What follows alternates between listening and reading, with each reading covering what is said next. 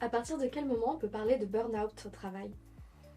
Alors, le burn-out, première chose, il fait référence à un diagnostic médical, donc évidemment, je ne prendrai pas la place du médecin là-dessus.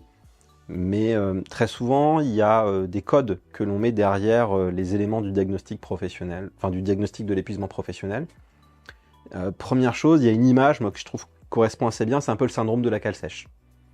Le burn-out, c'est votre tête est en résistance, vous êtes persuadé que vous allez affronter cette situation de stress ou difficile actuellement, mais c'est votre corps qui s'arrête et qui commence à mettre en avant clairement de gros signes de fatigue, de faiblesse.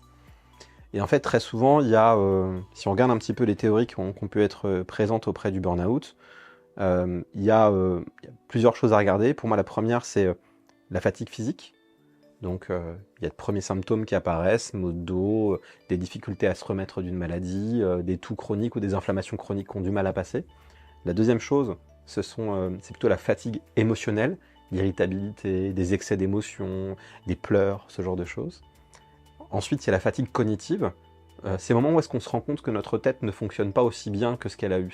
On oublie des choses, on a du mal à se concentrer, on n'arrive plus à être aussi performant qu'on l'a été, on fait des erreurs. Donc fatigue physique, fatigue émotionnelle, fatigue cognitive. Déjà, quand on a ces trois choses, ça va être un premier signal d'alerte. Et très souvent, la balance penche du mauvais côté à partir du moment où on commence à être dans la dépréciation de son travail et de soi-même. On est en perte de confiance, on regarde ses activités de façon négative et même notre propre contribution de façon négative. Et là, ça veut dire que c'est l'estime de soi qui est touchée. Et là, il y a un sujet qui devient de plus en plus un sujet de santé. Et très souvent, ça va crescendo.